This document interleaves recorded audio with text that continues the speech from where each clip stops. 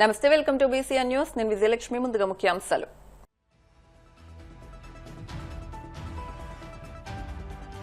రాష్ట్రంలో ఆర్థిక కార్యకలాపాలకు ఊతమిచ్చేలా రహదారుల నిర్మాణం, గోదావరి పుష్కరాల్లోపే రోడ్ల మరమ్మతులు పూర్తి చేయాలని సీఎం చంద్రబాబు ఆదేశం.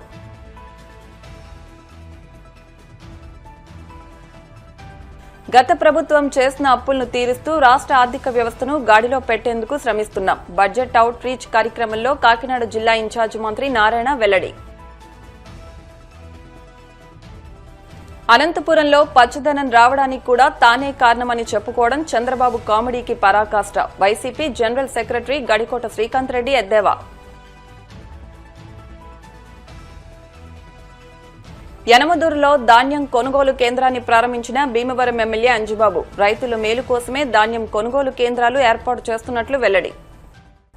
రాష్ట్రంలో కేవలం ప్రయాణ సౌకర్యాల కోసమే కాకుండా విస్తృతమైన ఆర్థిక కార్యకలాపాలకు ఊతమిచ్చేలా జాతీయ రాష్ట్ర రహదారుల నిర్మాణం జరగాలని ముఖ్యమంత్రి చంద్రబాబు స్పష్టం చేశారు.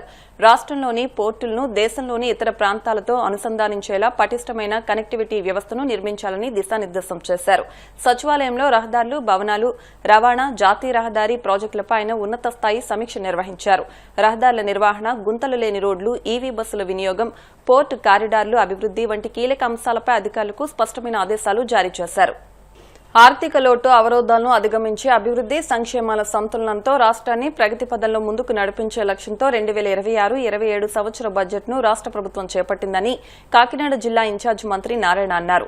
కాకినాడ కలెక్టరేట్లో బడ్జెట్లో పొందుపరిచిన లక్ష్యాలను, దీర్ఘకాలిక సుస్థిర ప్రయోజనాలను ప్రజాప్రతినిధులకు, అధికారులకు వివరించేందుకు ఆయన బడ్జెట్ అవుట్ రీచ్ కార్యక్రమం నిర్వహించారు. ఈ సందర్భంగా మంత్రి మాట్లాడుతూ గత ప్రభుత్వం చేసిన అప్పులను తీరుస్తూ అభివృద్ది సంక్షేమాలకు లోటు లేకుండా రాష్ట్ర ఆర్థిక వ్యవస్థను గాడిలో పెట్టేందుకు శ్రమిస్తున్నామన్నారు. Collector Harinder Prasad outreach కార్యక్రమం లక్ష్యాన్ని వివరించి 2026-27 రాష్ట్ర ప్రభుత్వ బడ్జెట్లో కీలకమైన అంశాలను వివరించారు. ఈ కార్యక్రమంలో ప్రభుత్వ విప్ దాట్ల సుబ్బరాజు, ఎమ్మెల్యేలు నిమ్మకాయల చినరాజప్ప, వనమాడి కొండబాబు, పంతం నానాజీ, నల్లమిల్లి రామకృష్ణారెడ్డి, వరుపుల సత్యప్రభ, డీసీసీబీ చైర్మన్ తుమ్మల రామస్వామి, మాజీ ఎమ్మెల్యేలు వర్మ, పెండం దొరబాబు తదితరులు పాల్గొన్నారు.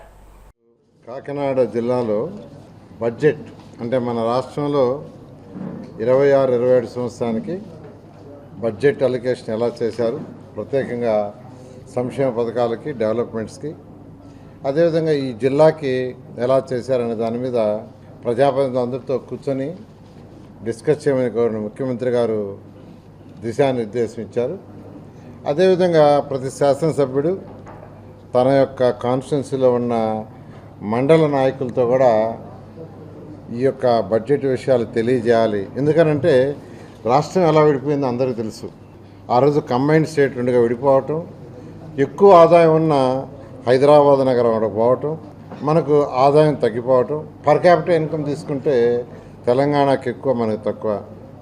అంతేకాకుండా 16,000 కోట్ల అప్పుతో వచ్చిన ఈ యొక్క ఆంధ్రప్రదేశ్ని గవర్నర్ ముఖ్యమంత్రి గారు గత ప్రభుత్వం చేసిన అవకతవకలు కూడా అనేక అవకతవకలు, పర్టికులర్గా ఆర్థిక వ్యవస్థని ఎలా నడపాలో అనే యొక్క జ్ఞానం లేక వాళ్ళు ఇష్టం వచ్చినట్టు ఆఖరికి ప్రజలు కట్టిన, మున్సిపాలిటీలో కట్టిన ప్రజల ట్యాక్సులను కూడా డైవర్ట్ చేశారు.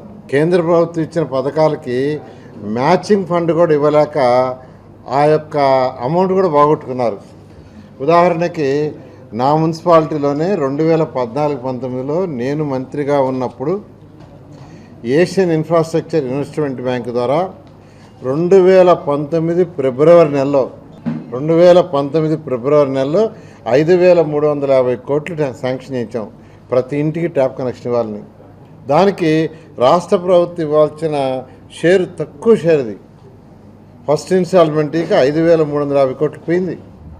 మళ్ళీ ఈ ప్రభుత్వం వచ్చిన తర్వాత గవర్నర్ ముఖ్యమంత్రి గారు దాన్ని రివైజ్ చేసి ఇప్పుడు టెండర్లు పిలిచి స్టార్ట్ అయినాయి. ఒక ఉదాహరణ, ఈ ప్రభుత్వం వచ్చేటప్పటికి గత ప్రభుత్వం మున్సిపాలిటీలో ప్రజలు కట్టిన ట్యాక్స్లో 3,000 కోట్లు డైవర్ట్ చేశారు. ఆ 3,000 కోట్లని అంటే జనరల్గా ఏంటంటే మున్సిపాలిటీస్ అంటే స్వపరిపాలన, వాళ్ళ ట్యాక్స్లు వాళ్లే కలెక్ట్ చేసుకొని వాళ్ళు కౌన్సిల్లో పెట్టుకొని ఏ వార్డులో రోడ్డు వేయాలి, ఏ వార్డులో ట్యాప్ కనెక్షన్ ఇవ్వాలి, ఏ వార్డులో కన్వెన్షన్ సెంటర్ కట్టాలని కౌన్సిలర్ నిర్ణయించుకొని ఖర్చు పెట్టుకోవాలి.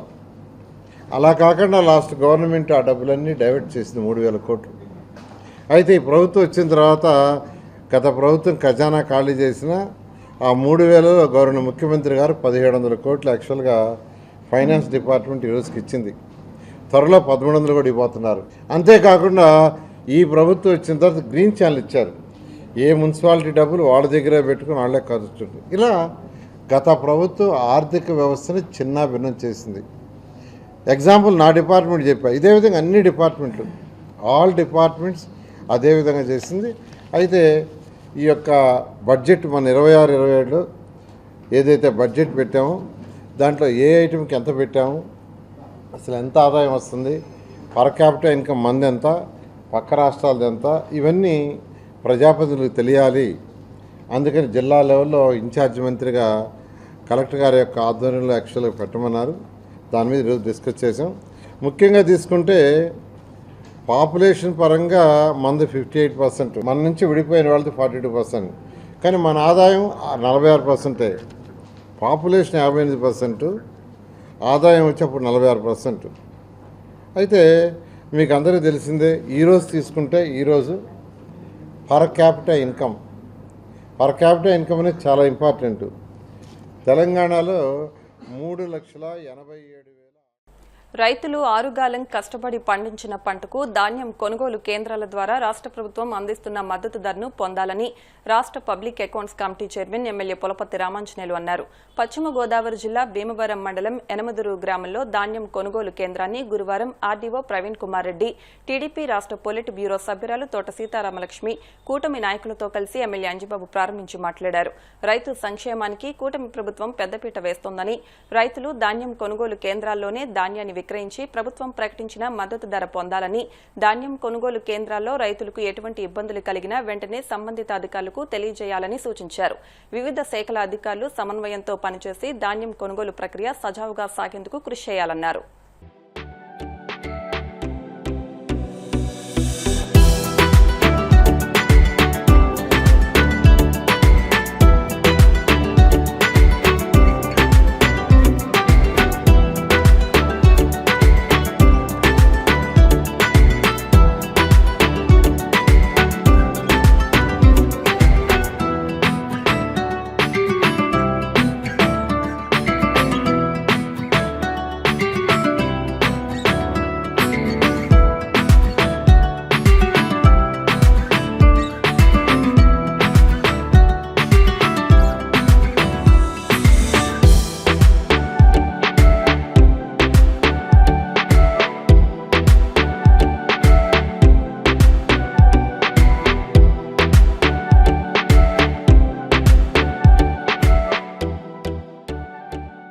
మండలంలో సుమారు 8,261 ఎకరాలు సాగు చేశారు. మన మండలం 8,261 ఎకరం. మొత్తం రైతుల సంఖ్య 3,442 మంది రైతులు ఈ వ్యవసాయం చేశారు. ఈ రబీలో భీమవరం మండలంలో 34,000 మెట్రిక్ టన్నులు పంట పండింది. అంచనా వేసాం 34,000 మెట్రిక్ టన్నులు మంచి పంట పండింది. దీంట్లో సుమారు 26,605 మెట్రిక్ టన్నులు కొనుగోలు చేయడానికి ఏర్పాట్లు చేయడం జరిగింది. మీరు ఎంత పండించారు అంత పంట కూడా ప్రభుత్వం తీసుకుంటానికి సిద్ధంగా ఉంది. మా ధాన్యం ఆఖరికి వచ్చేటప్పుడు కొంటారో కొనరో అని భయాందోళన చెందవలసిన పని లేదు. చివరి గింజ వరకు కూడా ధాన్యం కొనుగోలు చేయడం జరుగుతుంది. ఈ ధాన్యం కొనుగోలు కోసం 6,65,125 గోను సంచులు ఏర్పాటు చేయడం జరిగింది. ఈ ధాన్యం ధర ఏ గ్రేడ్ అయితే 75 కేజీలు 1,792 రూపాయలు, సాధారణ రకం అయితే 1,777 రూపాయలు. రైతులు గమనించి మీ ధాన్యాన్ని ఇక్కడికి రైతు సేవా కేంద్రం వరకు వచ్చి ఈ కొనుగోలు సెంటర్లో మీ శాంపిల్ చూపించి మీ ధాన్యాన్ని మిల్లుకు పంపించాలని చెప్పి కోరుతున్నాను. భీమవరం మండలంలో అన్నదాత సుఖీభవ పిఎం కిసాన్ కింద సుమారు 2,582 మంది రైతులకు 3 విడతలుగా 5,02,00,000 రూపాయలు వారి అకౌంట్ లో జమ చేయడం జరిగింది. అన్నదాత సుఖీభవ కింద రైతుకి 7,000, 7,000, 6,000 3 దఫాల కింద 20,000 రూపాయలు మీ అకౌంట్ లో వేయటం జరిగింది. అంటే ఈ ప్రభుత్వం రైతుల పాలిట ఎంత ఇంట్రెస్ట్ ఉందో మీరు ఒకసారి అర్థం చేసుకోండి. గత ప్రభుత్వం లాగా కాదు, మీరు ధాన్యం సంచులు తీసుకుని ధాన్యం పట్టి లారీ మీద ఎగుమతి చేసిన 24 గంటల లోపల మీ అకౌంట్లో డబ్బులు పడతాయి. ఏ రైతు కూడా మాకు డబ్బులు పడలేదు అనే ఆందోళన చెందవలసిన అవసరం లేదు. మీరు ఇక్కడ ఏలుముద్ర వేస్తే మీ అకౌంట్లోకి డబ్బులు వచ్చి పడతాయి. ముఖ్యంగా ఈ సంవత్సరం ఈ రబీ సీజన్లో రైతు మంచి పంట పండింది. అందరూ కూడా రైతులు కోసిన వాళ్ళు వచ్చి చెప్తున్నారు, మాకు 50 బస్తాలు అయినాయండి, మాకు 55 బస్తాలు అయినాయండి, మాకు 60 బస్తాలు అయినాయి అని చెప్తున్నారు. చాలా సంతోషం. వాతావరణం కూడా అనుకూలంగా ఉంది. మీరు తొందరగా మోసం చేసి మీ పండిన పంటని మిల్లర్స్ కి పంపించవలసిందే కోరుతున్నాం. ఇక్కడ రైతులు ఉన్నారా? మీకు అందరికి అర్థమైందా? మీరు తెలుసుకోవాల్సిన పాయింట్లు అయ్యి ప్రతి ఒక్కళ్ళు కూడా ఆ పేపర్ ఇచ్చేసి మన పని అయిపోయిందని వెళ్ళిపోతే అది అమౌంట్ జమ కాదు. వెంటనే ఇమీడియట్ గా అమౌంట్ అవ్వాలి అంటే మీ వెళ్ళిపోతే కంపల్సరీగా ఫలానా వెంకటేశ్వరరావు గారు, ఫలానా నాగేశ్వరరావు గారు, ఫలానా సుబ్బారావు గారు ఇచ్చారనేది ఐడెంటిటీ వాళ్ళకు ఉండాలి కదా. ఆ సబ్జెక్టే మీకు చెప్పారు. బాగా రైతులకి చాలా అవసరమైన సబ్జెక్ట్ చెప్పారు. చాలా ఓపిక్ గా వెంకటేశ్వరరావు గారు నేను ఎక్కడ వినలేదు. చాలా బాగా మీ రైతులందరూ కూడా ఆచరించాలి. ముఖ్యంగా ఇవాళ సొసైటీల ద్వారా, ఎందుకంటే గతంలో మనం గతానికి వెళ్తే చాలా చరిత్రది. రైతులు ఎంత బాధపడ్డారో, ఎన్నిసార్లు మనం రోడ్డు ఎక్కేమో మీ అందరూ తెలుసు. ఇప్పుడు ఈ కూటమి ప్రభుత్వంలో చంద్రబాబు నాయుడు గారు కావచ్చు, పవన్ కళ్యాణ్ గారు కావచ్చు, కేంద్రంలో నరేంద్ర మోడీ గారు అన్నదాత సుఖీ భవ 3 విడతలుగా ప్రతి రైతుకు డబ్బులు వేయటం కానీ, ఈ రోజున పండించిన ధాన్యాన్ని ఏ రైతు కూడా ఇబ్బంది పడకూడదు అని ఈ సొసైటీల ద్వారా కొనుగోలు చేయటం కానీ, అమౌంట్ డబ్బులు తీసుకునే పరిస్థితి కూడా ఈ రోజున కూటమి ప్రభుత్వం మీ రైతులకు అందరికి ఇచ్చింది. అవునా కదా? ప్రతి రైతు కూడా చాలా ఆనందంగా ఉండాలని ఈ కార్యక్రమాలన్నీ చేయటం, మరి మేము అందరం కూడా రావటం కూడా జరిగింది. వాళ్ళ ద్వారా, ఇక్కడ అధికారుల ద్వారా చాలా చక్కగా సబ్జెక్ట్ అంతా ఆయన వెంకటేశ్వరరావు గారు చాలా బాగా చెప్పారు. మీరు అందరూ కూడా ప్రతి రైతు కూడా ఏదైతే ఉందో దాన్ని ఉపయోగించుకోండి. మన కూటమి ప్రభుత్వానికి నారా చంద్రబాబు నాయుడు గారు కానీ, పవన్ కళ్యాణ్ గారు కానీ మీ రైతుల కోసం ఆలోచన చేస్తున్నారు. మీరు అందరూ కూడా చక్కగా ఉపయోగించుకుంటారనే సందర్భంగా తెలియజేస్తున్నారు. ధాన్య కొనుగోలులో రైతులు గమనించుకోవాల్సినటువంటి కొన్ని ముఖ్యమైనటువంటి 2-3 మాటలు నేను చెప్తాను. మనకి భీమవరం మండలం సంబంధించి దాదాపుగా 34,000 మెట్రిక్ టన్నులు ధాన్యం ఉత్పత్తి అవుతుందని చెప్పేసి ఒక అంచనా వేయడం జరిగింది. దాంట్లో 30,000 పైగానే ఈ ధాన్యాన్ని ప్రభుత్వమే కొట్టడం జరుగుతుంది. కొన్ని రకాల ధాన్యాలు అయితే రైతులు వాళ్ళు తినడానికి ఉపయోగించుకుంటారు. మిగతాదంతా కూడా ధాన్యం పట్టుబడికి వస్తుంది. అట్లానే మన నియోజకవర్గంలో ఉన్నటువంటి వీరవాసరం మండలానికి సంబంధించి దాంట్లో కూడా 43,000 మెట్రిక్ టన్నులు దాన్ని కొనుగోలు చేయాలని చెప్పేసి నిర్ణయించడం జరిగింది. దీనికి సంబంధించినటువంటి అన్ని వసతులు ఇప్పటికే ప్రభుత్వం తరఫు నుంచి అన్ని చర్యలు తీసుకోవడం జరిగింది. దీనికి కావాల్సినటువంటి గోనెసంతులు కానించి సిబ్బంది నియామకం అంతా కూడా చేపట్టి వాళ్ళకి తగినటువంటి శిక్షణ కార్యక్రమాలు కూడా పూర్తి చేయడం జరిగింది. పెద్దలు చెప్తూ వచ్చారు, మీ అందరికీ కూడా 24 గంటల్లోనే ధాన్య సొమ్ము జమ చేయబడుతుందని. కానీ కొంతమందికి 2 రోజులు కూడా రావట్లేదు. కారణం ఏంటంటే మీరు ట్రక్ షీట్ జనరేట్ చేసిన తర్వాత FTO అని ఫండ్ ట్రాన్స్ఫర్ ఆర్డర్ అని చెప్పేసి ఒక టైం ఇస్తారు.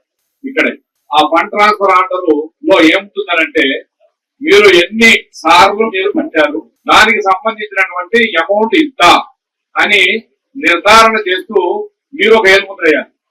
మీరు అది మీరు అంటే మేము ఇంత ధాన్యం ఇచ్చాము, మీకు ఇంత డబ్బు వస్తుంది, మాకు ఇంత డబ్బు వస్తుందని చెప్పి మీరు నిర్ధారణ చేసుకోవాలి. నిర్ధారణ చేసిన దానికి గుర్తు ఏంటంటే మీరు ఆ ఏలుముద్ర వేయటం. అది చాలా మంది రైతుల సాయంకాలం వస్తానండి, రేపు వస్తానండి అలా డిలే చేసుకున్న తరుణంలో ఏమవుతారంటే అది అట్లా మీరు ఎన్ని రోజులైతే డిలే చేశారో అన్ని రోజుల తర్వాత ఈ డబ్బులు రిలీజ్ అవ్వబడుతుంది. అది అలా గుర్తుపెట్టుకోవాల్సిందంటే మీరు ఏలుముద్ర వేసి. ఇప్పుడు కాసేపు ప్రకటనలు.